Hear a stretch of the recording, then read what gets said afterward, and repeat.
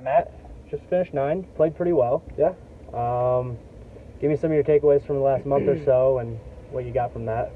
Yeah, shot 38, I believe. Had a couple bogeys that kind of hurt me, but felt like I hit the ball well. Chipping was pretty good as far as how I was hitting my chips. Just need to work on my feel. Yeah, thought process was good. We worked a little bit on the irons out there.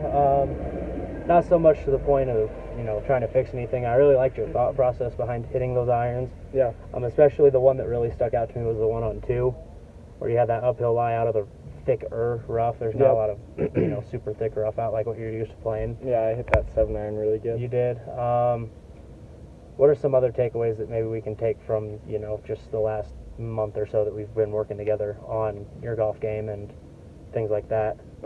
Consistency. I feel like that was a pretty consistent round. Like the bogeys that I did make, they weren't that different from the pars. Just would barely miss it. Right. Like I said, short game. Just need to kind of tune that in a little bit more, which will happen with time. Haven't been practicing much or playing much.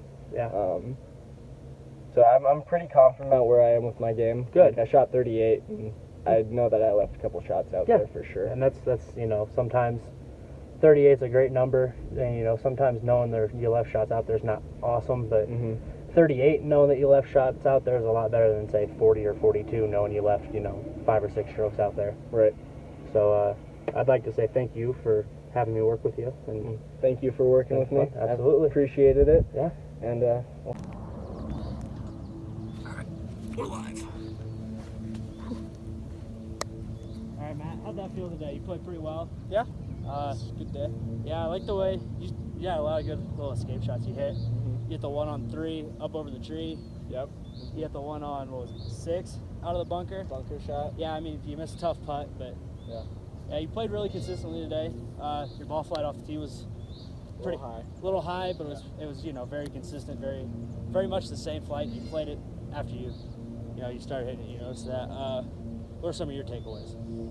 Yeah, last couple holes I struggled a little bit, but pretty much played how I typically play. Could that have been maybe like a fuel thing? Do you not have enough food, not enough, hydration, something like that? Could it have been something as that, or? I don't think so. Okay. Like I should have made par. Yeah. I lipped out on that one, and so that was a bogey. I wasn't upset with that. Right. And then the other bogey that I made. Hit a poor wedge shot. Yeah. And really couldn't get up and down from where I was. But other than that. Yeah. I mean, you played the par 5 really well. I like the way you worked those. Really, I like what I'm seeing out of your game. You feel like you've been practicing much. I know you haven't been playing much, but you've been at least able to hit balls and kind of work on some of the things we've worked on. Yep, I have. Well, that's good. I mean, we didn't really have any of those weird bunker shots that we worked on last week, but nope. But we did have some of those more, a little bit more of a advanced short game shot that you hit that I thought you hit really well. Yeah. Cool. So I'll see you next week, and thanks for playing some golf with me. Thank you. Yay. All right. So we worked out here on the range. We worked a little bit on just look at spots, visual stuff. What do you think will work best for you? I really like the tee drill. Yeah. Setting the tee in your. What I typically do is just foot ahead. So I have the actual motion. Yeah. I've never done.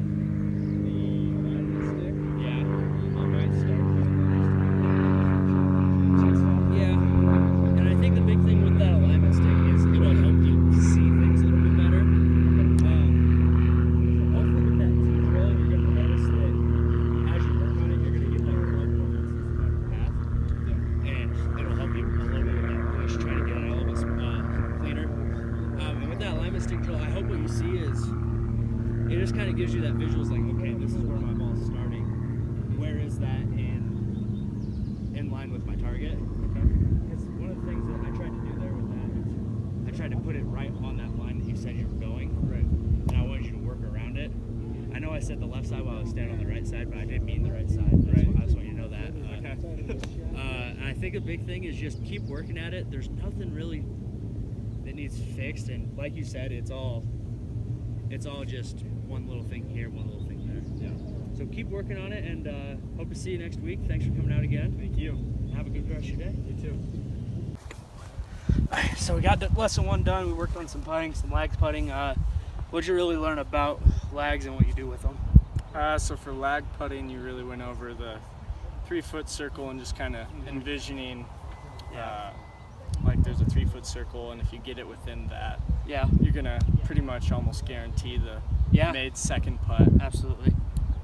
And it was really picking out your line and just going from there and just kind of committing to that line. Yeah, and I think a big thing with putting, especially in general, not just with you, but in general, is line's one of those things that people kind of tend to forget about. They're worried about their speed and getting into the hole, and then they don't really think that, like with those putts we were working on, they were kind of downhill and they broke pretty solidly there. Right? And a lot of people don't think about that. And I like the way that you thought about it as more of a spot putt.